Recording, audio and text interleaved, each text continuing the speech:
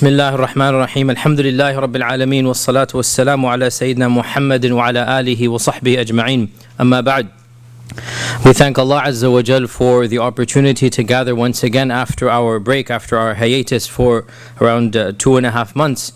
We're now coming back and resuming the lectures of the Seerah. And Alhamdulillah, we have covered, I think, around 35 lectures we have done, in which the Makki period has been completely covered. And we began talking about the Madani period, and we began talking about the major changes that occurred in the first few months of the Madani phase. And the most important of these was a new emphasis of the political freedom of the Muslims. For the first time, the Muslims have political freedom. For the first time, there is an independent state. For the first time, the Muslims can act as a political body, whereas in Mecca, they were a persecuted minority. In Medina, now they have the beginnings, if you like, of a republic. I mean, these terms are, of course, not representative. Whether you call it republic, whether you call it a political entity is really the best type of description. And as I had already mentioned in the last few lessons that we did, there were two threats facing them. One of them internal and the other external. And each one of these threats we will discuss in the next few weeks. As for the internal threats, Medina was not yet unified under the Prophet ﷺ, and in fact there would always be a group of people who were not happy with the changes. And these are, of course, who are they? The munafiqun, the hypocrites, right? The hypocrites did not want status quo to change. They wanted the old ways. And the Prophet ﷺ had to deal with them until the very end of his life ﷺ. And of course, internally as well, we said that there was the other tribes that were not Arab, nor were they Muslim. Primarily, these were the Yahud tribes. And of course, in the next 4 or 5 years, the Prophet will have to deal with them as well. This will be another tangent or another important portion of the Seerah. These are the internal difficulties. The external difficulties, of course, primarily right now, it is only Mecca. Right now, it is only Mecca. But slowly, in the next few years, the entire Arabian Peninsula will become involved. So we need to understand that the animosity at this stage is unique. Mecca and Medina, the Quraysh and the Muslims. Slowly but surely, for the first time in human history, never before has this ever happened, the entire Arabian Peninsula will become polarized between two camps. And this polarization is the precursor to the unification. Okay, all of this is going to be discussed inshallah in the next few, actually towards the very end when we get there. The unification of Arabia, which never happened in the history of humanity, it happened for the first time under our Prophet Muhammad sallallahu alaihi wasallam. So how did all that happen? Of course, primarily through these military expeditions, and that is why the history of the Madani Seerah is almost 80 to 90% a history of military battles. And this is the reality that we have to deal with, that we would like to know so much more information, but again, the chroniclers only recorded that which was the most important from their perspective, and from their perspective, the Madani phases, probably 80% of it is simply one battle after another, and we will try our best to try to extrapolate the rest of the incidents as they occur. To summarize what we had discussed in the last lesson, because we need to understand that before we begin the Battle of Badr, there were some minor skirmishes. 2 or 3 are extremely important to understand before we get to Badr. The first of them is the Sariyatun Nakhla. Who can remind me what was the Sariyatun Nakhla? Who can remind me? Sariyatun Nakhla. This was the very last episode that we did, the very last halaqah about the Seerah. One of the Sahaba was killed when Prophet sent something happened. Something happened, I like this. Something happened sometime. Some Sahaba were sent to find out information outside of Mecca. What happened? They were lost. They were fighting. You're getting confused. They were not lost. 2 of them became lost, but the rest of them got to Mecca. Yes.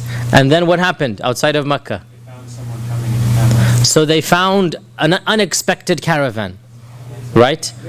And they raided the caravan and they killed one person in the caravan. They killed one person and they raided the caravan, small mini caravan, probably 8-9 camels. And so complete surprise expedition. The caravan was not armed. They gathered the expedition, the war booty, and they brought it back to the Prophet ﷺ, and the Prophet ﷺ said, I didn't tell you to fight. I didn't tell you to kill the people. And why was this problematic? Well, it was problematic because it occurred in the sacred months, right? It occurred on the very last day of the sacred months. The very last day, yes, and then Allah revealed, يَسْأَلُونَكَ عَنِ الشَّهْرِ الْحَرَامِ قِتَالٍ فِي. So this is the Sariyatun Nakhla. The other incident that we need to remind ourselves of is the Ghazwatul Ushayra. The Ghazwatul Ushayra, and again, we already discussed this before. The Ghazwatul Ushayra is the part 1 of the Battle of Badr. How so? The Prophet ﷺ knew that the caravan of Abu Sufyan is going northwards, towards Syria. So the Ghazwatul Ushayra was the intended caravan on the way up. And the Battle of Badr was the same caravan on the way down. Okay? So the Ghazwatul Ushayra set up Ghazwatul Badr. Ghazwatul Ushayra is phase 1, but it didn't happen because by the time the Prophet got there, Abu Sufyan had heard the news and he fled quickly, took another route. And so Ghazwatul Ushayra, the Prophet never actually met the caravan. Other minor things happened and he formed some alliances and tribal agreements, and so there was a success, but there was no military conflict in Ghazwatul Ushayra. And so what happened because of Ghazwatul Ushayra? Abu Sufyan was on high alert. These days we can say code red now, right? High alert. Why is he on high alert? Because he already knows that the Prophet is interested in his caravan. And the concept of targeting caravans, this is something that goes back even before this. And one of the interesting incidents that I didn't mention before, because we don't have a particular time when it occurred. We have a rough idea. It occurred the first year after the Hijrah. When exactly, we don't know. Shows us that the targeting of the caravan was something that even the Ansar were thinking about, not just the Muhajirun.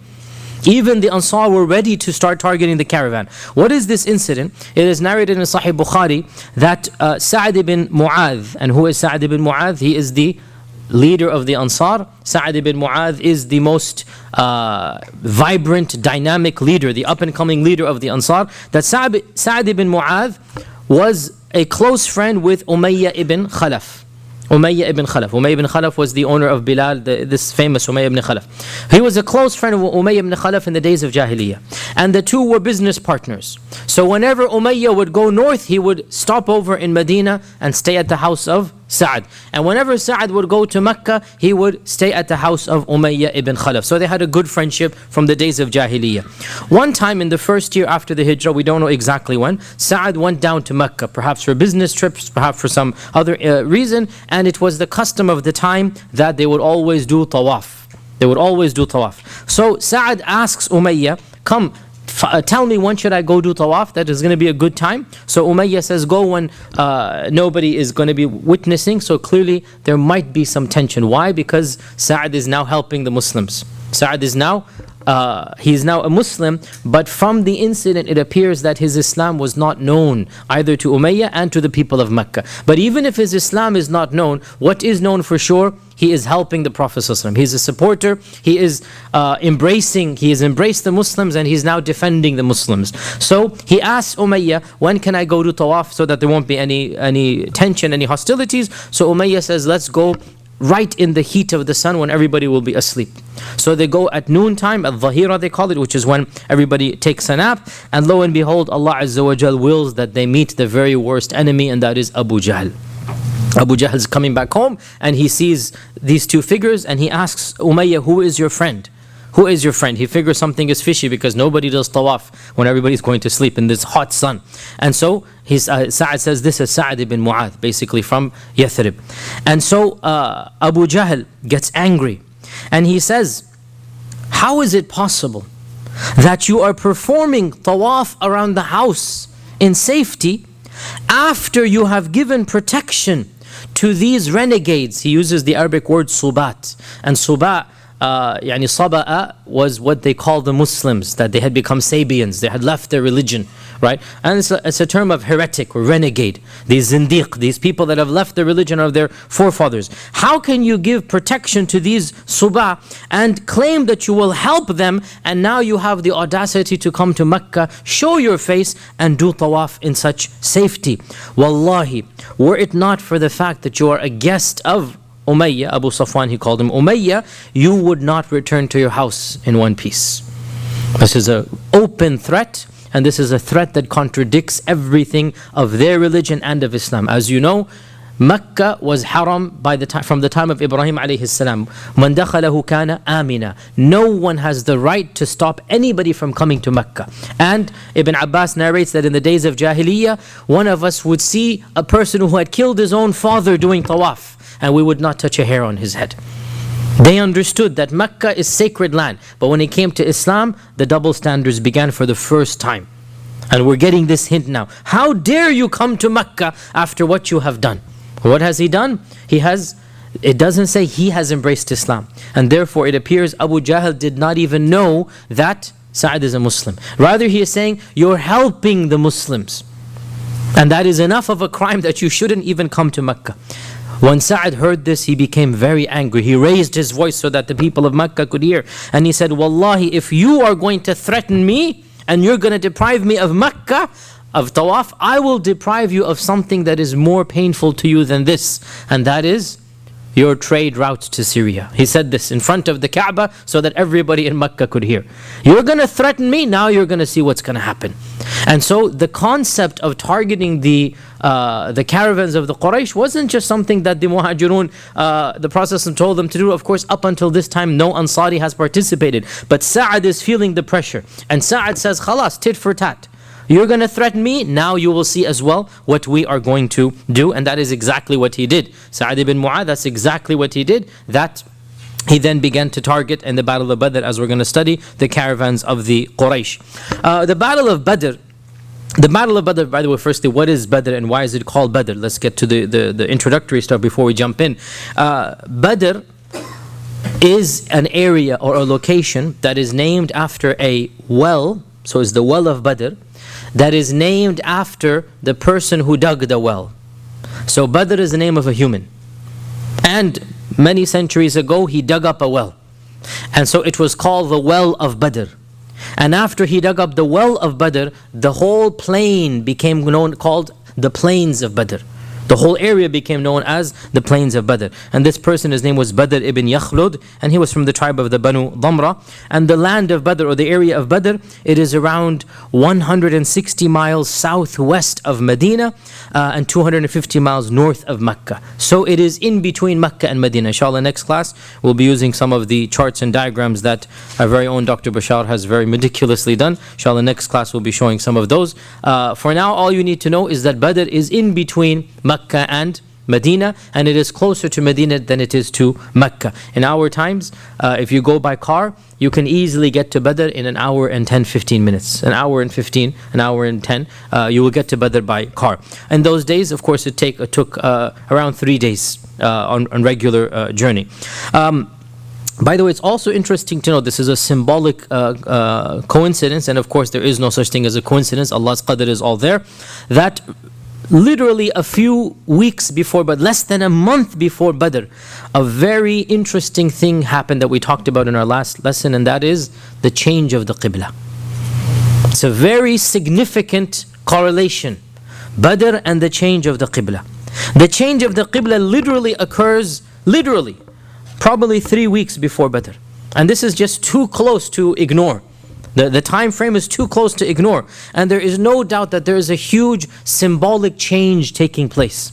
That the Qibla of the Muslims will now be facing Mecca, and then the greatest victory that early Islam ever saw shall be also given to them. In other words, it's as if it's being said, how can you face Mecca and yet not have Mecca in your possession? How can you face the Kaaba and yet the Kaaba be polluted by idolatry? And so Allah Azza wa Jal blessed them with that great victory right after the changing of the Qibla. It's as if there is a sign or an indication that now that the Qibla has changed and you've won over Badr, slowly but surely, eventually Mecca as well will be yours. You're not only facing it spiritually, you will physically also obtain the city of Mecca, and that is of course exactly what happened. Now we get to the incident of basically building up the incidents leading up to the Ghazwat al-Badr, the Battle of Badr. This is called the Battle of Badr, the Great Battle of Badr. Ghazwat Badr al-Kubra. Why? Because in our last lesson we mentioned another incident called Ghazwat Badr al-Sughra.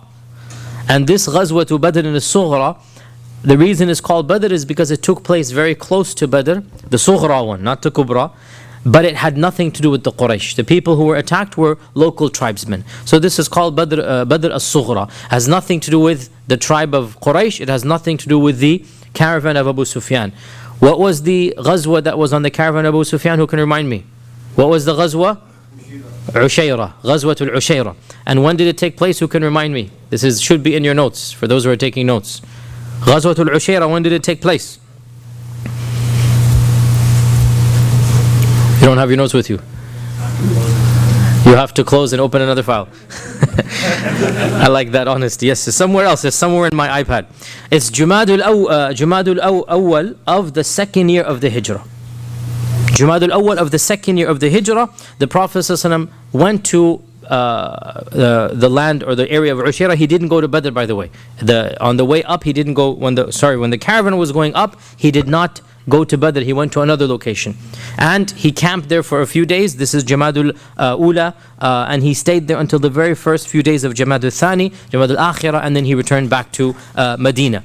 Now, when the time came, rough time came, that they expected the caravan back, and this is in now the month of Ramadan, the Prophet ﷺ began sending multiple spies to see where has the caravan reached. And we have at least 2 or 3 ahadith that mention different spies. So this means basically that over the course of every few days he's sending out another few people.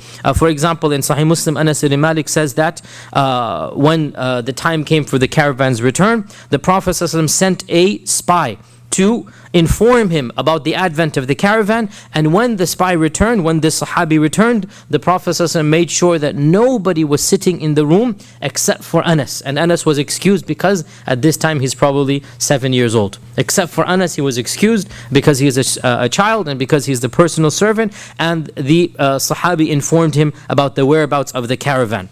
In another hadith in Ibn Ishaq, it is mentioned that the Prophet ﷺ sent Talha ibn Ubaidillah and Sa'id ibn Zayd. So he sent 2 of the famous Sahaba to monitor their activities, and they waited for the caravan and followed it for a while until the caravan passed them by, and then they galloped back quickly to Medina. And they reported that to the Prophet ﷺ that it was under the command of Abu Sufyan, that it had almost 1,000 camels in its entourage. 1,000 camels is unbelievable wealth. 1,000 camels is something that it is said, early history books say that the Quraysh had never had such a large caravan in recent history. This was the largest caravan in recent history. Why this is the case, we don't know, but perhaps this is due to economic factors prior to this, that they were basically, they acquired the Muslims' wealth. As you know, they confiscated Muslim property and land. Perhaps other things happened that the books of Tariq and history don't mention, but this was the largest caravan in recent history, in recorded history for the Quraysh. And some modern historians and economists have calculated that the net worth of the caravan would be around 50,000 dinars, 50,000 gold coins. 50,000 gold coins is basically a few million in our times. I calculated myself, but then the problem comes, how much is a dinar? A dinar goes from anywhere from $150 to $600, $700. Depends on the historic value of the dinar as well. Early Umayyad dinars, they go for around $800, $900. Some of them, if you get a really rare one from Al-Walid ibn Abdul Malik, you actually go for $900, $1,000. So if you do $1,000 per dinar, multiply that by 50,000, you're talking about 30, 40 million, 50 million here. But other dinars in our times go for like $200, $300. So even if you do $100, that's basically, how much is that? 50,000 times 100 is 5 million. right? 5 million, roughly from our currency, right? $5 million for the early nascent Muslim community that had nothing.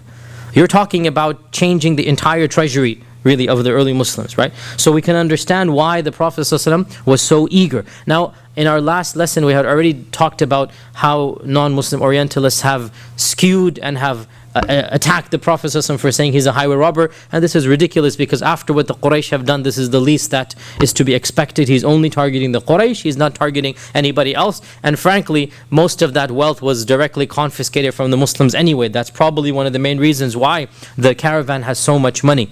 Also, Ibn Ishaq mentions that there was hardly any household in Mecca except that they had an investment in that caravan. And this makes it very personal. There's hardly any household in that in the Qabila of Quraysh except that they had a camel, or at least something on a camel that they had sent. And again, I don't need to remind you, this was their main source of income. Back in those days, they didn't have salaries and paychecks. You literally got money in bulk, once a year, twice a year. This was their main money. Everybody who had any money would purchase goods and then invest in this caravan, send it over to Syria, purchase other goods, send it back to Yemen. This is how the people of Mecca obtained their wealth. They are not farmers, they are not cultivationists, they are people who are trading rihlat al-shita'i wal-sayf. This is their backbone and livelihood. And the Prophet knows full well that if he were to acquire this caravan, what's going to happen? Number one, he will bring the Meccan economy to a screeching halt, completely gone. Every single household and Qabila has invested. And number two, he will bring all of that fortune to the Muslim economy. And of course, that is exactly why he was so eager to obtain this wealth to help the Islamic cause. So Talha bin Ubaidillah, Sa'id bin Zayd, they rushed back to the Prophet ﷺ and they informed him that Abu Sufyan is now coming with 1,000 camels and that he will be at such and such a place. And so the Prophet ﷺ immediately gathered together the Sahaba and said, now here's a little bit of contradiction. What exactly happened? According to one report in Sahih Muslim, the Prophet ﷺ did not announce where he's going. And he said, we have a mission to undertake, so whoever has his animal ready should come with me. And some of the Sahaba said, Ya Rasulullah, my animal isn't ready, it's in another place of Medina, let me go get it ready. And the Prophet said, no, only those whose animals are right here and now, we're leaving right now. So that's the version of Sahih Muslim. In a version of Ibn Ishaq, the Prophet ﷺ said to the Sahaba that هذا عير قريش, this is the caravan of the Quraysh, قد أدبرت عليكم, it's coming back to you, and it has in it the money of the Quraysh, so let us go out to meet it, perhaps Allah will give it to you. How do we reconcile? Allahu Alam, is very simple to do that. It seems, and Allah knows best, that when he stood in the masjid, he did not announce who or where or what. Because in the masjid there could be munafiqun, there could be hypocrites, there could be spies, there could be Medina still has idol worshippers. Medina at this stage still has idol worshippers, as we'll talk about. One of the main turning points of Badr is that after Badr, all of the idol worshippers basically converted to Islam, i.e. munafiqun. That's exactly what happened, right? After Badr, when shirk could not exist in Medina. So up until Badr, there are still idol worshippers. There are hypocrites. There are other groups there. So the Prophet ﷺ did not make any public announcement. Rather, he said, we have a mission. Whoever wants to go, let's go. But there's one condition. You need to be ready right here and now. Literally, let's leave right now. And that is the ultimate surprise tactic. Not even the Sahaba knew where they're going. Then when the army leaves Mecca and the Prophet can see that it's now contained who he is with, then he announces to them, this is the caravan of the Quraysh, it's coming back, let us go and attack it, perhaps Allah Azza wa Jal will bless you. And so Allahu Alam, and by the way, this is not what most of the books of Sirah mention. Most of the books of Sirah ignore the report of Sahih Muslim, but the report of Sahih Muslim is very explicit, and that is the Prophet ﷺ did not mention where he's going.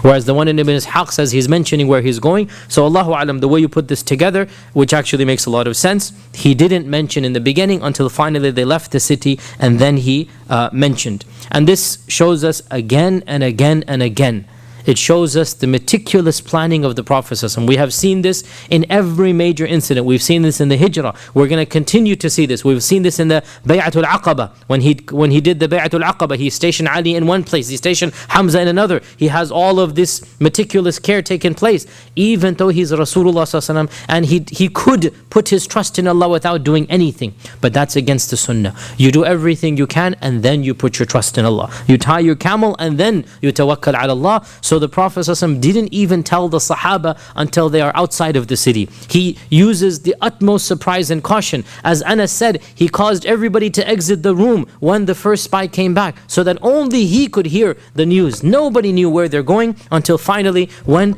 the caravan is right upon them, instantaneously he says, whoever's ready, let's go. He didn't even give them preparation. Why? Well, because this was easy prey. There were only 40 armed guards to this 1,000 caravan envoy. That's nothing. Why would the Quraysh do this is a good question I don't have an answer to. Why would they do this? Because the time is tense. You would have thought that they would have been more thoughtful in this regard. Allahu A'lam what is the reason. But the fact of the matter is, there were only 40 armed guards, if you like. There were 40 warriors, right? Guarding this caravan, 40 for 1,000 camels. Like, do the math yourself. That's basically one person for how many? 20 something camels, right? Do the math yourself. Like, that's nothing. That's nothing. And so the Prophet realized, if we only have, 200-300 people, which is what happened at Badr, that's all we need. And they don't even have to be armed to the hilt. And so whoever's ready, just go home, get your stuff and let's go. That's exactly what happened. And that is why we understand Badr was not meant to be a war. Badr was not meant to be a battle. Badr was meant to be confiscation of 1,000 camels. Badr was meant to be a quick, easy. When they would have seen 300-400 men, they would have gone helter-skelter. Those who wanted to make a stand would have died there. And then the entire 1,000 camels are taken by the Muslims. What is needed is speed and urgency. What is needed is that the Quraysh not find out. Right? And Allah Azza wa Jal willed other than this for a wisdom that was known to Him. And we see it clearly in the aftermath of the Battle of Badr. So, this sudden, instantaneous message explains why none of the Sahaba really was armed to the hilt. None of the Sahaba had their armor on. That the animals that were taken were animals that just happened to be there. That the entire army only had 2 riding horses. They only had 2. And that camels were less than 100 camels. For a caravan of 300 something people, there were less than 100 camels. Why? Because it wasn't assumed that they would be needing fast horses. It wasn't assumed that they'd be needing a lot of camels. This was easy prey. This was you're targeting a sitting duck. They just have to go, show them 300 people, and then take the prize, right? And Allah Azza wa Jal, as we will find out, willed something else. So the Prophet ﷺ, when he reaches his first encampment and they set up tents, they set up tents. The Prophet ﷺ, first thing he does, he takes a detailed survey of everyone who is now participating. Notice he couldn't do this in Medina because he just wants to leave. He just wants to get out. Right? Once they stop and they encamp, now he goes over every single person. He makes an assessment now. What do I have? What do I need to do? And he notices that there are 2 people who are too young to participate, and these are Al-Bara ibn Azib and Abdullah ibn Umar. The both of them are younger than 14. Generally, the Prophet ﷺ would allow these young men who had passed the age of 14. He would allow the 14 was the cutoff point. And of course, for those times and ages, 14 was basically what we would consider to be 18. Of course, 14-year-olds in our times, we don't even want to leave them alone in the house. MashaAllah, tabarakallah, they'd be too scared to stay alone in the house. In those days, we had 13 years old, Al-Bara and Abdullah ibn Umar. They wanted to participate and they were eager to participate. And subhanAllah, every single major battle, we see the same tension. That 13 years old, 11 years old, sometimes they want to participate. And the Prophet ﷺ tells them, no, you cannot do that. We'll see the same thing in Uhud. We'll see the same thing later on as well. That in their eagerness, they wanted to be men. Right? And I always say that, wallahi, we have dumbed down our own youth. that if we were to treat them like adults, that young men would become adults faster. But because we have this false age of adolescence, where biologically they are men or women, but intellectually we treat them like kids, then we're going to get these problems, right? And I firmly believe this, that Allah Azza wa Jal has created, has made the age of puberty to be the age of intelligence. That's the sign of the Sharia. And therefore, if society were to treat these youngsters the way they deserve, with intellectual integrity, honesty, with respect, then these youngsters would grow up faster. And we find this again, this isn't just Islamic, by the way. Yani 100 years ago, 500 years ago, in every society, when you were 14, 15, you were an adult. It's not just in Islamic societies, right? And this is the reality, the sad reality we have to live with, that there is this teenage years that we ask Allah to protect us against the problems of teenage years. طيب, let's get back to the issue of Badr. So Al-Bara ibn Azib and Abdullah ibn Umar was sent back. Because the distance was short, they were sent back alone. Just the two of them, they can basically go home alone, because there is just one journey, one day's journey. The two of them can go back alone. And the final count was basically around 315. Some books mention 313, some books mention 315, some mention 317, basically 310 and an odd number. These were all the volunteers. Around 83 of the Muhajirun, 62 of the Aus, and 170 of the Khazraj. 83 of the Muhajirun, 62 of the Aus, and 170 of the Khazraj. The Khazraj were double the Aus, and that is because, for two reasons. Firstly, the Khazraj were more than the Aus. Secondly, the percentage of Muslims in the Khazraj was more than the percentage of Muslims in the Aus. Who can remind me why? The Khazraj were generally the poorer tribe, and the Aus was generally the richer tribe, and therefore, generally speaking, the poor convert before the rich, and the Khazraj embraced Islam quicker than the Aus embraced Islam, and also they were larger in number. The two horses, I already said there were only two horses. They belonged to Zubayr ibn al-Awwam and al-Miqdad ibn al-Aswad, and they were less than 100 camels. Some books mention 70, some books mention more than this, but less than 100 camels. So basically, every person had to share a camel with three people, right? So every camel, there were three people taking turns riding the camel. You cannot have three people riding the camel at the same time. And so what they decided to do was, two would walk and one would ride, and then it would just take shifts and turns in this manner. Now we have to point out here, there seems to be some significance to this number, 310 and something. There seems to be some significance because it occurs in multiple places in our religion. Of them is, for example, the famous hadith of how many prophets and how many messengers. We talked about this way back last year or maybe 2 years ago, right? What is the difference between a prophet and a messenger? And the famous hadith of Abu Dharr al-Ghifari, Ya Rasulullah, kam rasulin ursilan, kam nabiyyin. How many Rasul? The Prophet said, 310 and something, jammun ghafir, a large quantity.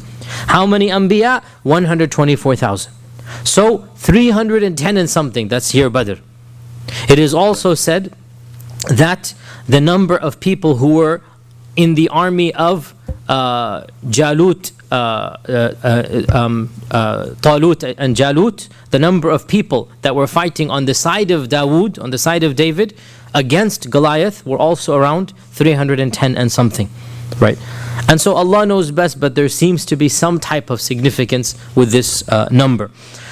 So we said that the Sahaba had to share a camel, three people per camel, and so the Prophet ﷺ was assigned the camel of Ali ibn Abi Talib, and along with them was the famous Sahabi Abu Lubaba. Abu Lubaba, you will come across his name from the very famous incident that we'll talk about in the incident of Banu Qurayza. Abu Lubaba was that Sahabi who made a mistake, he repented, and he tied himself to the masjid, right, as an act of repentance. He did something that he regretted. We'll talk about that when we get there. And he felt so guilty that he went to the masjid and he tied himself up.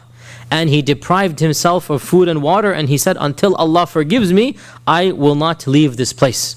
And he was almost about to die when Allah Azza wa Jal basically revealed his repentance in the Quran, and they said, Khalas, you are forgiven. So he said, no, until the Prophet ﷺ himself comes and allows me to be free, I'm not going to be free. So the Prophet ﷺ himself came and he untied Abu Lubaba from that pillar. This is Abu Lubaba. We'll talk about Abu Lubaba, that story later on. So Ali and Abu Lubaba and the Prophet ﷺ, they were assigned one camel. Imam Ahmad in his Musnad mentions a very beautiful incident now. Can you imagine if you had been assigned the camel with the Prophet ﷺ? What would you do? Not take what? Your turn on the camel, right? Can you imagine that if you had to share a camel with the Prophet ﷺ, what would you do? He will say, Ya Rasulullah, Tfaddal, you guys, you take the camel, we will walk. And so both Ali and Abu Lubaba insisted that, Ya Rasulullah, we will walk and you take the camel full time, basically, right? And subhanAllah, the response of the Prophet ﷺ is so sweet and gentle and profound. It's so full of wisdom that you just like mind boggle. How could, this is of course coming from Mishkat al-Nubuwwah, from the well of prophecy. Yani he could have said yes, he could have. And wallahi, if he had said yes, who would have objected? He is Rasulullah. Forget even the religious, he is the leader. When does the leader do exactly what the private does, right? Even forget the religious side. A general in the army, right, the 5-star general, never ever travels the same way as the private. This is understood, like you work your way up to the top and then after that you're given the red carpet treatment and everybody accepts it. Added to this is the religious side, that he is Rasulullah sallallahu alaihi wasallam, Khatamun Nabiyyin, Sayyid Waladi Adam, on and on and on, right? And so if anybody had done this, nobody would have objected that the Prophet is riding and the other two are walking. Alternatively, he could have said, no, let's be fair, let's share. He could have done that way as well, just be blunt and say, no, I disagree with this, let's be fair and let's share. And he could have been strict with that. But he allowed them to share in a manner that was very sweet and very beautiful. He smiled back at them and he said that the two of you are not any younger than I am, you're not any stronger than me, and I am not, now this is a double negative, in any less in need of the ajr than the two of you. I'll repeat what he said. The two of you are not any younger or stronger than I am. We're all equal men here. Pause here. By the way, technically that's not true, because how old is Ali? 20, 21. 20s, late 20s, or yeah, mid 20s by now, right? And the Prophet is now, how old is the Prophet? 55, 54, 55. So even technically Ali, we don't know the age of Abu Lubaba. Abu Lubaba, we don't know his age at this time, but we can say he's a middle-aged man. So technically the Prophet is the senior of them in age as well. But he says, the two of you are not any stronger than I am. Now that is possibly true in terms of physical strength, yes. And neither am I in any less need of the rewards from Allah that I will get if I walk. And so when he said this to them, they had no response to this. How are you going to respond? When he says, I'm doing this for the ajr just like you. We're all three men here. We're all three of roughly equal physical strength, right? And so I need the ajr as well. And so he insisted that they take turns on this one camel. And that was his way of enforcing the fairness, the equitable treatment. And of course, it goes without saying, subhanAllah, can you imagine here the psychological repercussions of the Prophet ﷺ walking? Imagine if you were in that army now, in that caravan now, the heat, the desert sand, the thirst, the trouble. Now you see the Prophet ﷺ walking. What are you going to do? That you cannot complain. You cannot complain. By the Prophet ﷺ walking with the army, khalas, that's it. Now there is nothing you can do now, right? And again, this is the wisdom, and this is exactly, no doubt he is Rasulullah ﷺ, but why was he respected? Well, because he acted like Rasulullah ﷺ as well, right? He could have, as they say, pulled his rank, right? He could have, and who would have complained? I mean, honestly, who would have complained? But no. And as exactly what Allah says, you are the role model, you are the one who is gentle, merciful. So he walked along with all of the rest of the army, and there was nothing different from him than from the rest of the Muslims. And subhanAllah, when you have a leader like this, what is going to happen? Abu Bakr, Umar, Uthman, they live the same lifestyles. When Umar goes and conquers Jerusalem, look, who is he learning this from, right? Who is Umar learning this from? That when he gets to Jerusalem and his slave is on the camel, what does he tell the slave? Hey, it's not fair, it's your turn, correct? And he walks into Jerusalem, and the people of Jerusalem think that the slave is Umar and Umar is the slave, because what leader in the world would walk leading in his slave while he is walking? Where did Umar learn this from? He has the best teacher, the best master, the best muallim, and that is the Prophet sallallahu alaihi wasallam. Another interesting point here as well, by the way, before we move on again, this is one of the problems of seerah, is that the seerah is composed of many small incidents, right? So we need to draw a larger picture by mentioning disconnected incidents, right? And then we just try to put them together. Another disconnected incident that is a precursor to the Battle of Badr, and we have a lot of benefit from this, very deep benefit, especially for the times and the place and the political climate that we are living in. And that is the lack of participation of two people in the Battle of Badr. And that is Hudhayfa ibn al-Yaman and his father, al-Yaman ibn al-Hakam. These two people, Hudhayfa ibn al-Yaman and his father, the two of them could have participated in Badr, and they wanted to participate, but they were held back because of a promise they had made to the Quraysh. Hudhayfa and his father were once captured by the Quraysh, and the Quraysh were almost going to kill them, when finally one of them decided, you know what, let's just make them promise that they're not going to ever fight alongside Muhammad sallallahu alaihi wasallam. As long as they're not going to fight with us, then khalas, send them back, no big deal.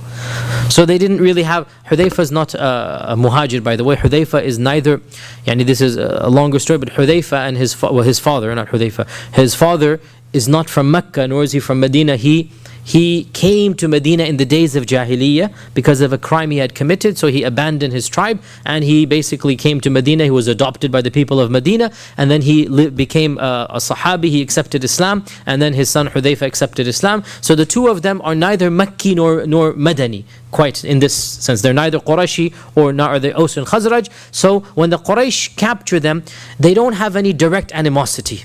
Like, these are people who are caught up, basically. So one of them has sympathy and says, okay, you know what? We're not going to kill you, even though you're Muslim. We're not going to kill you. This is, of course, before the Battle of Badr, a few months before the Battle of Badr. We're not going to kill you, but you have one condition. And that is, you will never fight us alongside the Prophet ﷺ. Right? You're not going to join the Prophet ﷺ fighting us.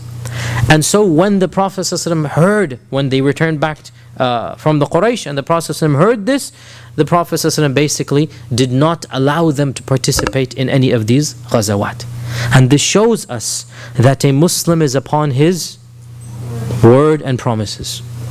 A Muslim is never a traitor. A Muslim is never a traitor. They gave their word. And once they gave their word, even in times of great trial and difficulty, they did not take up arms and fight against the Quraysh. In the Battle of Uhud, we'll talk about exactly what happened and we'll clarify some points there. But any type of offensive battle that was taking place, Hudhayfa and his father did not participate, and therefore they remained back in Medina.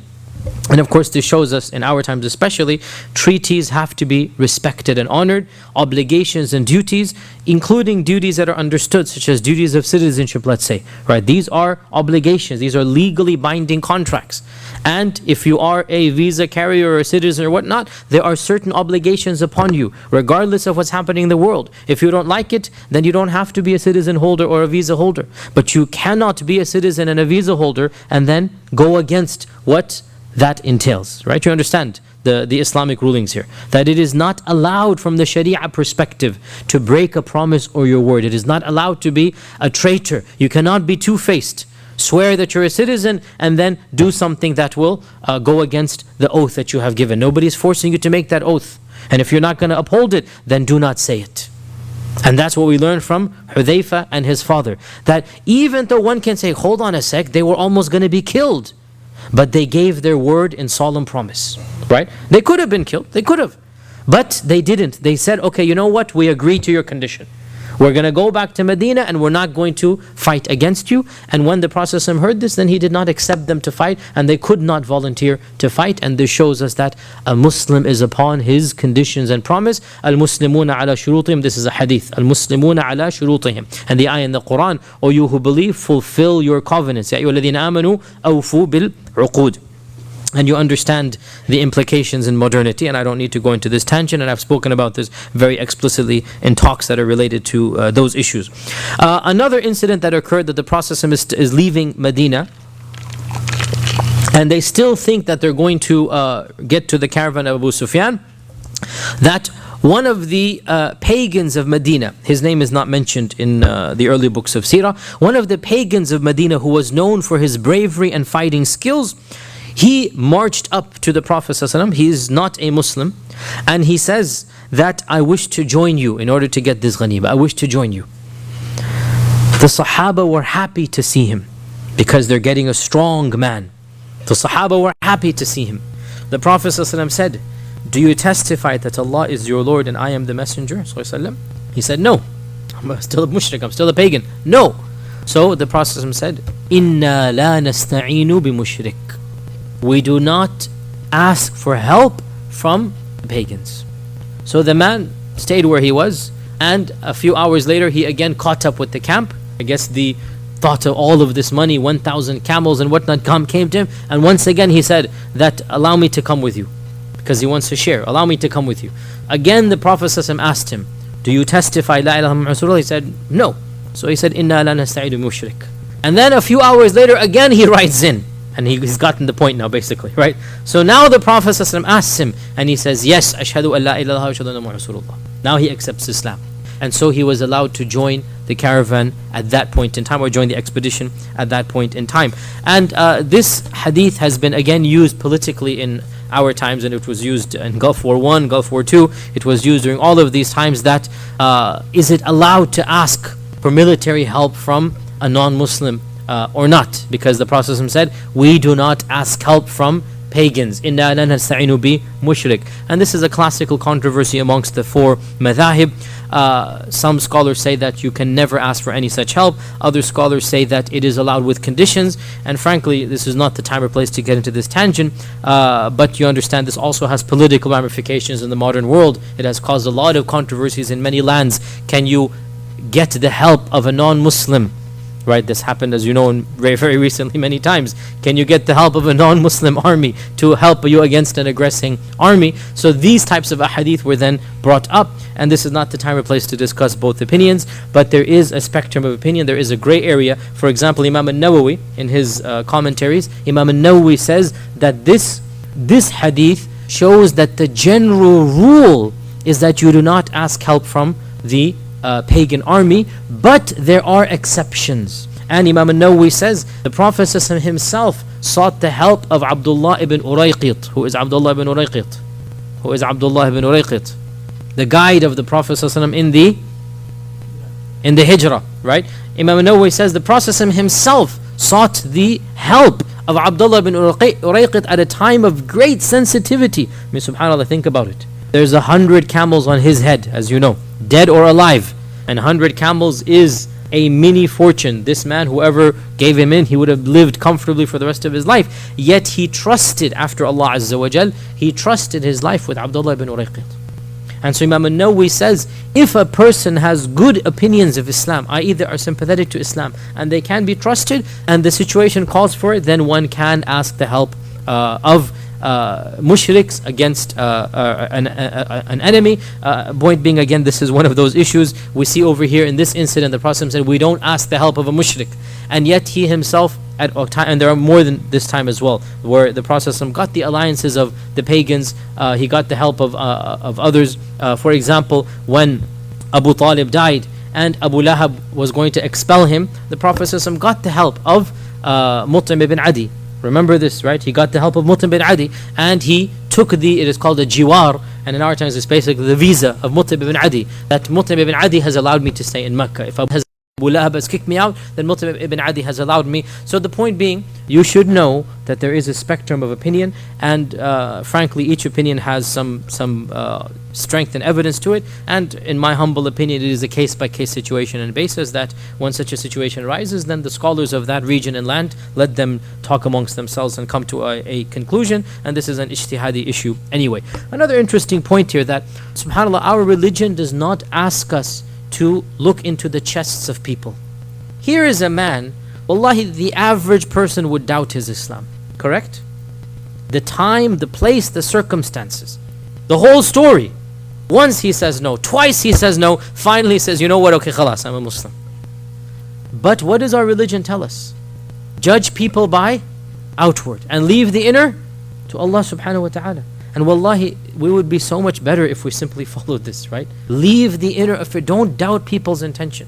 The Prophet asked him 3 times, are you a Muslim? No. Are you Muslim? No. And there's a lot of money to be gained if he's a Muslim. So on the 3rd time he goes, you know what, khalas, I'm a Muslim. And nobody questions his Islam. Let it be. And in fact, and I have said this previously before, there is no denying that our religion, the Sharia, gave incentives for people to convert. Monetary sometimes, political at other times. Why? Who remembers what I said? Why is there, like somebody says that, you know, your religion encourages people to convert, even financially there are privileges, right? Why? Why is this the case? I said this very clearly. I didn't say that, but that's a valid point. What I said, if they convert for any reason, because Islam is true, we are confident that they will eventually convert for the right reason. And we're so confident of our faith that, you know what, khalas, convert for the money, no big deal. But what's going to happen? Slowly Islam and Iman will enter the heart. And this is the reality that we see from people to this day and age who convert for secondary reasons. Primarily in our times for marriage and love, right? A person will convert because their spouse wants them to, and that person is not a Muslim. So the boy's not a Muslim, and then this girl says, you know what, if you're not a Muslim, I can't marry you. So he goes, khalas, okay, I'll be a Muslim. Yes, you know. I mean, wallahi, I have had people come up to me. You know, boy meets girl, boy falls in love with girl, girl falls in love with boy. The boy's not a Muslim. They come to the masjid. She's not practicing Islam, but she knows one thing. She's not wearing, she knows one thing. You know, I can't marry him if he's a non-Muslim. So right then and there, and he asks me, there was an case, he literally asked me, I mean, there's nothing I can do. I have to convert to marry her, right? Like he does not want to convert, you know? And I said, no. Unless you convert, you cannot marry this person, right? And so he decided to convert. It's not my job to look into his heart, is it? It's not my job. And eventually, these people, as for this couple, I didn't keep in touch with them, but I have met many couples that eventually the one who converts becomes even more practicing than the Muslim, right?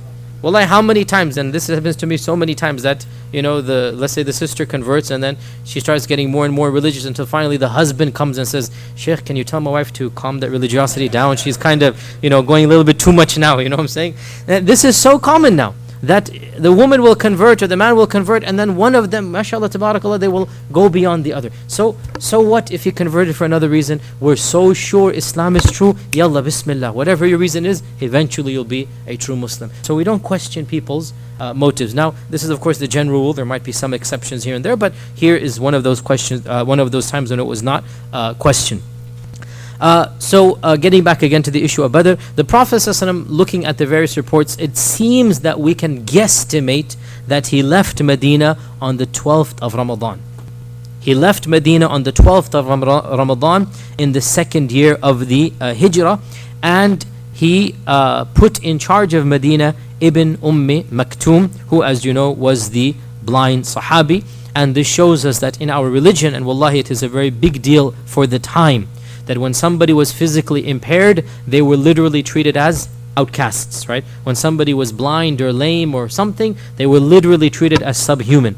And the very fact that the Prophet ﷺ chose a blind person and put him in charge of Medina, wallahi, we can clearly say that our religion was very forward thinking for the time, right? That it did not take these personal faults, if you're, well, not faults is not a good word, but these, what's the technical term I'm forgetting?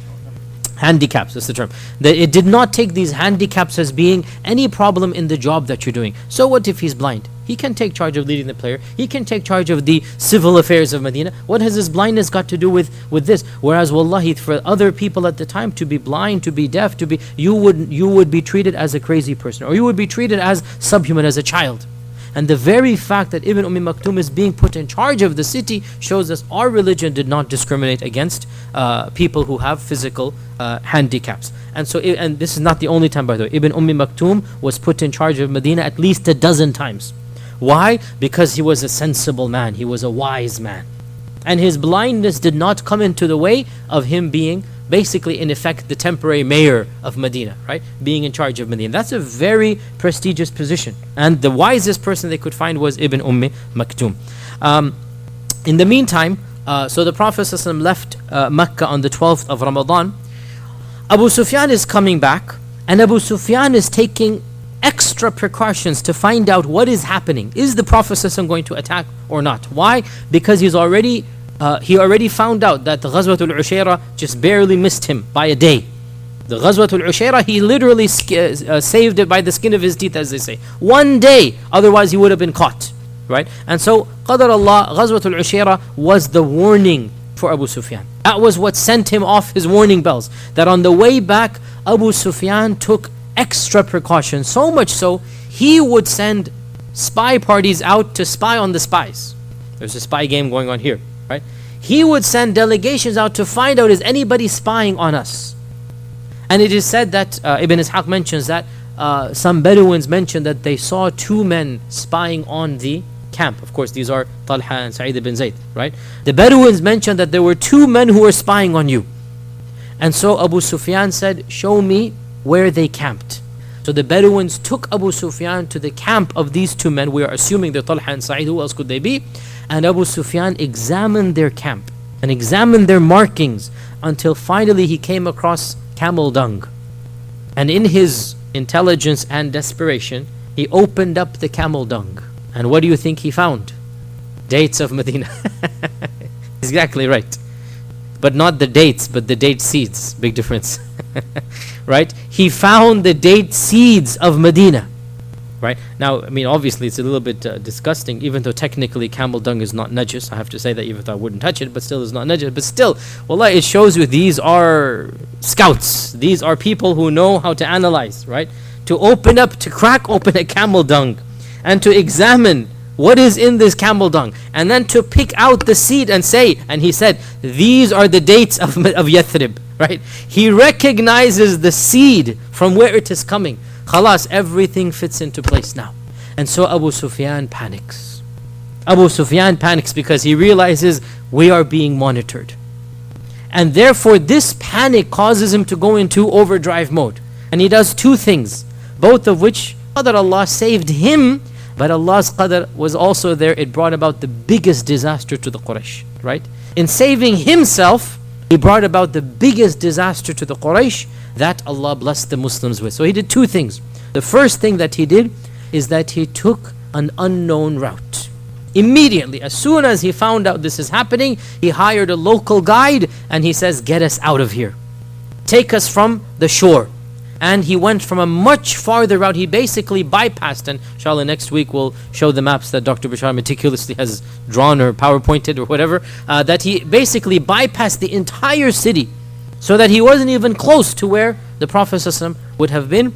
And the second thing he did is that he sent for reinforcements. He sent for reinforcements. And how did he send for reinforcements? He sent his fastest rider, who had the fastest camel, and that is Damdam ibn Amr al-Ghifari. He sent Damdam to go to Mecca and to announce to the Quraysh that unless they do something, their caravan will be confiscated. Unless they send reinforcements, your money has now been destroyed. And so Damdam immediately proceeded on the fastest camel possible, and really it was very fast, because think about it, that this is probably taking place around the 10th, 2-3 days before the Prophet leaves, because again these are the two spies. Soon as the two spies come back, literally as soon as they come back, what does he do? He goes to the masjid, he says, right now, let's go. Somebody says, I want to pack my bags. No, right now, let us go. right? Look at the quickness. He doesn't want the news to get to Abu Sufyan. So within 2-3 days, Damdam must have reached Mecca. Mecca, the same day they make the decision, within 3 days they come back and they're at Badr. This is super fast speed. And this we'll discuss inshallah in the next lesson. We have one more thing for today inshallah, and that is events happening in Mecca before Damdam arrives. One thing happens in Mecca before Damdam arrives that sets the stage, and that is the dream of Atika binti Abdul Muttalib. Atika, the aunt of the Prophet sallallahu alaihi wasallam, and the full sister of Abdullah and Abu Talib. She is the full sister of Abdullah and Abu Talib, and therefore she is the full aunt of the Prophet sallallahu alaihi wasallam. By the way, did Atika accept Islam or not? Wallahi, it seems to be a difference of opinion. Ibn Ishaq mentions that the only aunt of the Prophet ﷺ who ever accepted Islam is, everybody should know, Safiya. That is by unanimous consensus. Ibn Ishaq says the only aunt, Amma of the Prophet ﷺ to accept Islam is Safiya. However, Ibn Sa'ad says that Atika also accepted Islam. This one, Atika, that we're going to talk about. And that Atika migrated to Medina after this, and she died in Medina. Truth be told, even Ibn Hajar finds this skeptical because we don't have a single report about anything from Atika after this dream. And had she converted to Islam, we would have heard of stories like we have heard from Safiya. So Allah knows best. Maybe she did. Ibn Sa'ad says that she did, that Safiya and Atika were the two. Whereas Ibn Ishaq is the earlier and the greater authority. Ibn Ishaq says none of the aunts of the Prophet ﷺ accepted Islam other than Safiya. So keep this in mind, and Allah knows best whether she accepted Islam or not. One thing for sure, we never hear of her after this dream. This is the only incident that we hear of her, and after this she is basically what happened and when she died and whatnot. We don't have any indication, and anyone who can say had she been a Muslim, then this would have been preserved with more care. But in the end, indeed, Allah knows best. So what dream did Atika see? Atika had a dream 3 days before Damdam's arrival. 3 days before Damdam arrived in Medina. So they have no clue what's going on. She woke up flustered and agitated. And she called her brother Abbas, the uncle of the Prophet ﷺ. She was close to Abbas. She was the closest to Abbas in age and in bond. So she called Abbas. And she said that I saw a nightmare. I saw a dream that I'm very concerned. It's making me very scared. Abbas said, what happened? Tell me. So she said that in my dream I saw that a crier had come to Mecca. That a crier is going to come to Mecca, in 3 days. So she predicted, in 3 days, a crier will come to Mecca racing on his camel. So she's seeing the crier, she's seeing the camel, and she knows it's going to be in 3 days. And he first goes to the masjid, and he cries out in the masjid, Ya Ghudar, O you traitors and betrayers, people who have betrayed. O traitors, meet your death in 3 days from now. So 6 days from when she's saying this. 3 days and then 3 days. Go out and meet your death in 3 days from when I'm announcing this, right? Go out and meet your death. And then she said, the crier was on top of the Kaaba. So first he's next to the Kaaba. Then he's on top of the Kaaba and he says the same thing.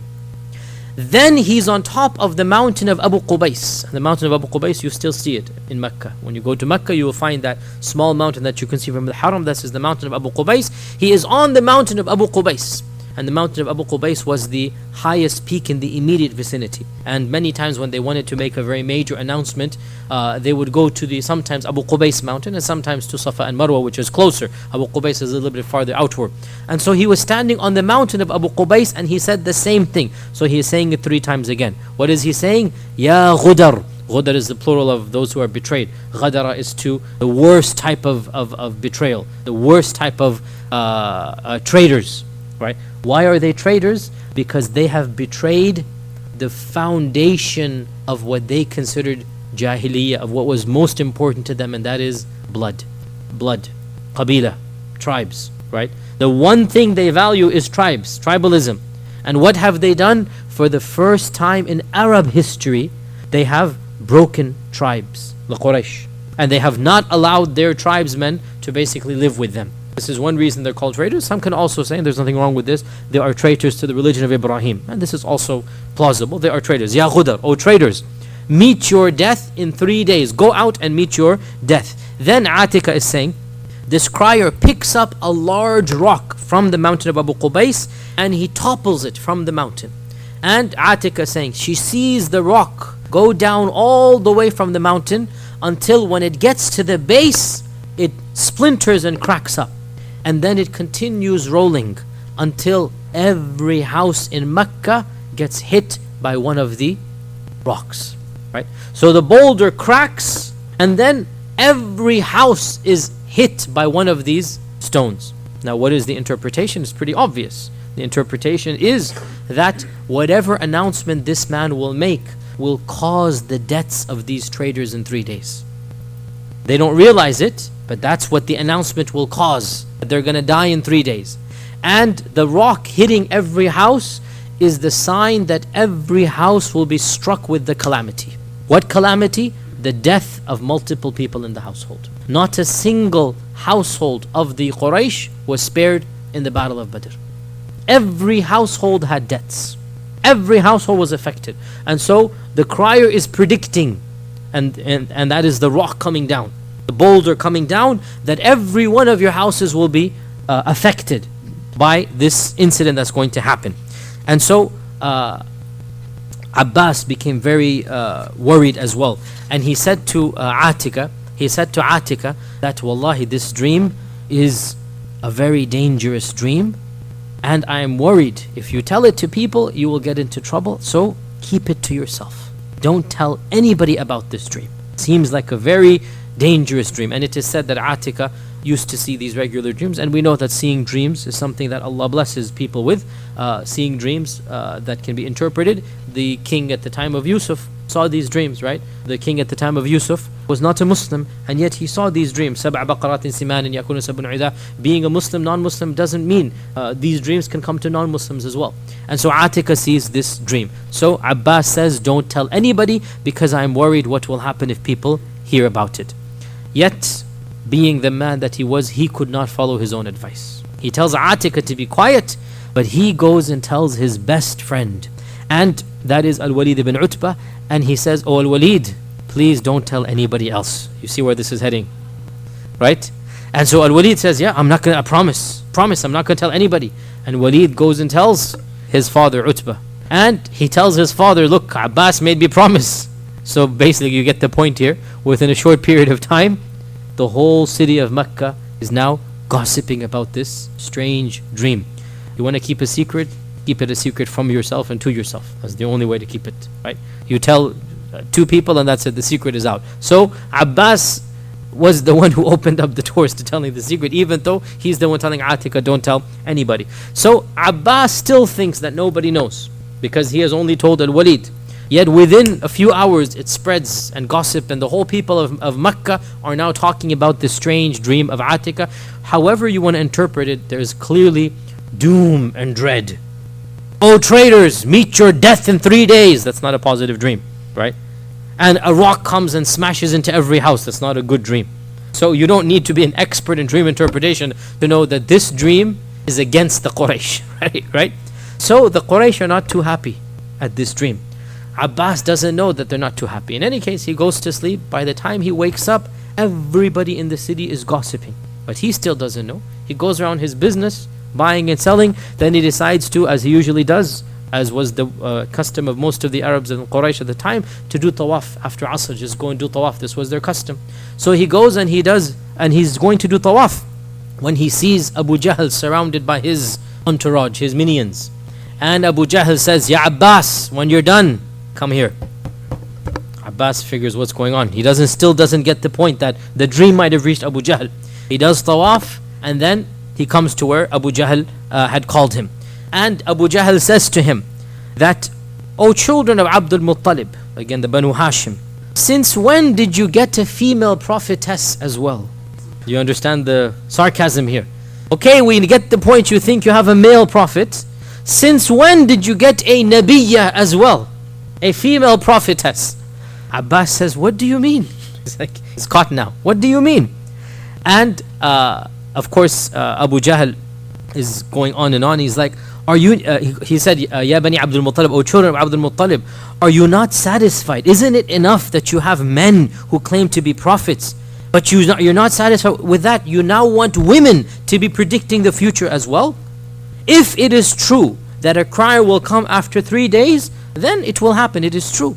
But if it does not happen, then by Allah we will write basically we'll say a sign in those days, and we will place it on the Kaaba, the door of the Kaaba, that the Banu Abdul Muttalib are the most lying of the Arabs known to man.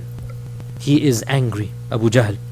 And he says, if this does not happen, then we are going to publicly shame you. Enough is enough. You already claim to have one prophet. Now you're going to bring forth another prophetess, a female prophet.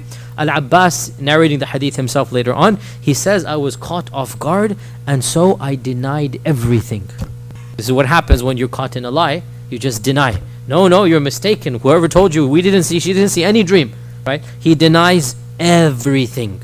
But the news of what Abu Jahl has done to Abbas and humiliated Abbas and humiliated the Banu Abdul Muttalib, because again, Abu Jahl belongs to which tribe? Everybody should know now. Banu Makhzum. Abu Jahl belongs to the Banu Makhzum. So the Banu Umayyah, Abu Sufyan and all of them. Abu Jahl belongs to the Banu Makhzum. So the Banu Makhzum and the Banu Hashim have their rivalries. And the Banu Umayyah, these three had their internal rivalries, right? So the Banu Makhzum has a rivalries. So now this Makhzumite has publicly dissed the Muttalibites, right? And so the Banu Abdul Muttalib are now fuming. Abbas denied everything. Before he even gets back to his house, the women have heard what just took place. MashaAllah, how news spreads. And when Al-Abbas comes back, the women began lashing out at him. And they literally say, are you not a man? Where is your manhood? Could you not defend your own women? Now it's not a matter of dreams, it's a matter of tribalism now. Right? Forget what Atika saw. Where is your man? Have you no shame? They literally said, don't you have muru'ah? Have you no shame? You were dissed and your sister was dissed and the whole Banu Abdul Muttalib were dissed, and you just stand there and take it? Until finally Abbas says, I decided that khalas, the next day I have to go back and publicly rebuke Abu Jahl and defend the Abdul Muttalib, the Banu Abdul Muttalib. Okay, so now it's becoming into a tit for tat. And Al-Abbas says, for the rest of the day, all the women of the Banu Abdul Muttalib came and had it out with me. The whole clan came and basically said, you have to do something. Have you no shame? This and that. So now he is now thinking, what can I say tomorrow? And so the next day, he wakes up and the first thing he does, he walks straight to the Kaaba to find Abu Jahl. And he's narrating, this is in the first person, it's narrated in the Mustadrak of Al-Hakim, it's in the first person. And Al-Abbas says that, when I came to the masjid, I saw Abu Jahl in the distance. As soon as he saw me, he turned pale, turned his back to me and walked away. Abbas is saying, what is the matter with him? Doesn't he have the courage to face me now?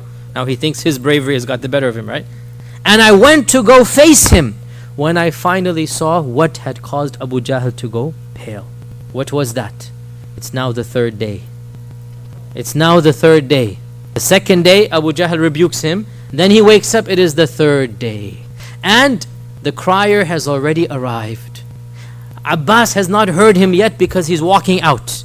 Abu Jahl has already heard him. And so Abu Jahl is so embarrassed, he cannot even face Al-Abbas, right? And the crier is none other than, of course, Damdam. And to make the effect even more melodramatic, Damdam had actually mutilated his own camel. In one narration it is said, he chopped its nose off, a'udhu billah, like some mutilation. And he smeared the blood over the camel. This would also make the camel panic, by the way, to make it faster even, right? And he tore his clothes up, he put all of this soot and this dust on himself, and he rode the camel backwards. All of this to have a melodramatic effect and to give the impression that he himself had also been attacked, right? And he begins to cry out when he gets to Mecca that, O Quraysh, your caravan, O Quraysh, your caravan, your property and money with Abu Sufyan, it is being attacked attacked by Muhammad and his companions right now, and you will not be able to defend it unless you act immediately. Now everything is a lie, by the way, as of yet, because he is saying it's being attacked, whereas there was a threat of attack, right? And he is coming as if he has been attacked, even though nobody has touched him.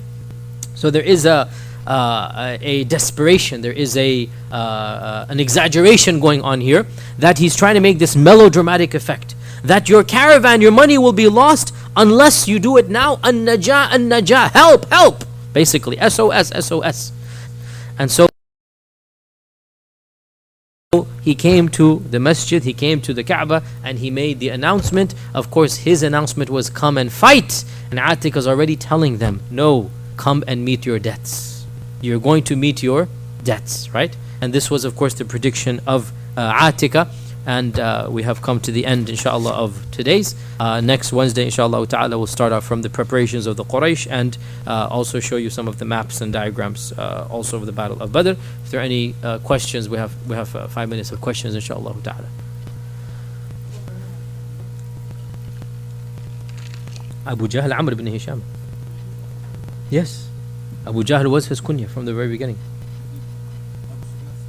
Yes, Abu Sufyan sent Damdam. Abu Sufyan sent Damdam because it is said that he had the fastest horse, and he was the fastest rider, and it's clear he was because he got there so quickly. Sisters, any questions? Brothers, yes.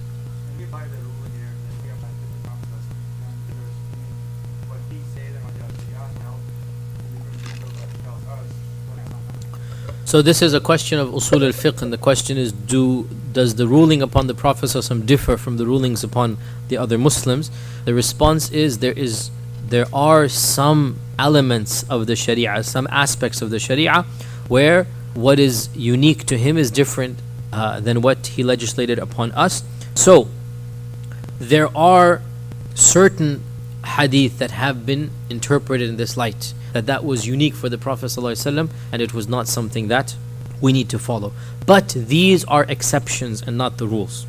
And generally speaking, when these exceptions exist, he himself points it out.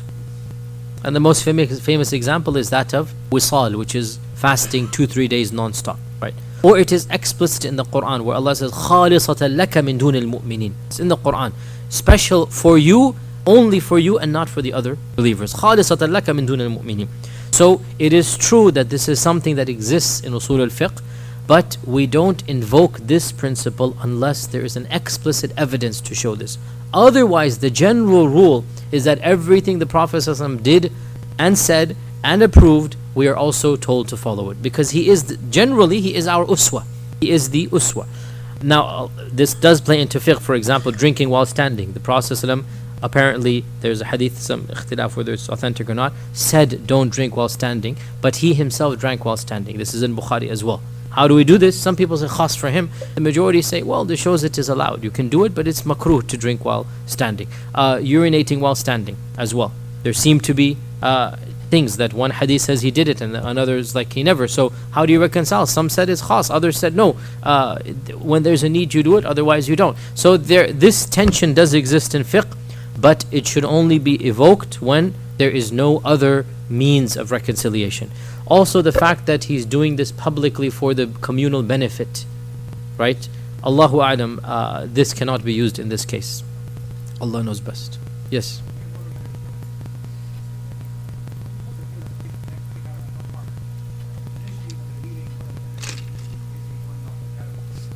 Yes, we did mention this in the last lesson, which was before Ramadan, which probably you weren't here when we did that.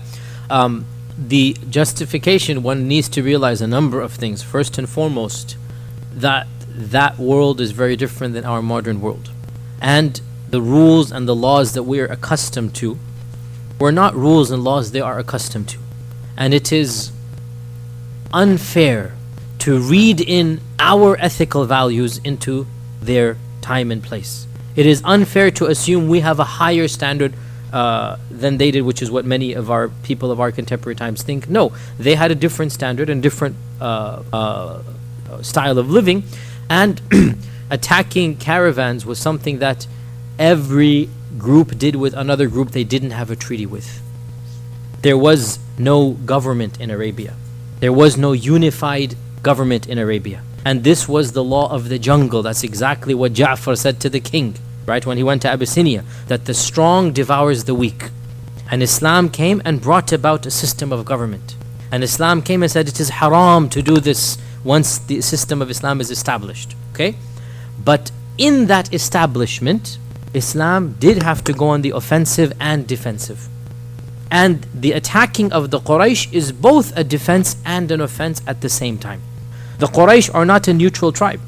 The Quraysh have caused all of the sufferings and damage to the Muslims. The Quraysh have persecuted the Muslims for 13 years. The Quraysh have not allowed the Muslims to live. The Quraysh have expelled the Muslims. The Quraysh have confiscated the property of the Muslims without paying them a penny in return. And that is probably why this was the largest caravan, right? So this is a state of war going on. And the Quraysh knew it. That's why Abu Sufyan himself is taking precautions. Okay? So there is no treaty that is being broken. There is no understanding that is being contradicted. Rather, the understanding is if you can get it, you're going to get it. Both the Quraysh and the Muslims knew this, right? So, really there's nothing problematic at all. And that is the least that we can expect after all that the Quraysh has done. There is no, even according to modern standards, if you look at what the Quraysh has done to the Muslims, this is a state of war. And in a state of war, this isn't collateral damage, no. We don't even need to get into what is happening in modern times and sanctions against countries where hundreds and thousands of children are being killed. Why? Because of the one dictator in person. And this is what is happening now is much worse, under the guise of democracy and whatnot. So frankly, there's nothing at all surprising at what is happening, and it is justified even in terms of modern laws. And Allah knows best. Okay, yes, go ahead. Yes, I had mentioned this before, and there's a number of theories. The one theory is that Abbas was sympathetic to Islam but not a Muslim.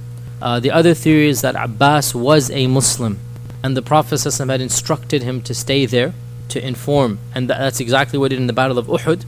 In the Battle of Uhud, he was the one who informed the Prophet ﷺ about what was happening. Okay? تفضل أخي.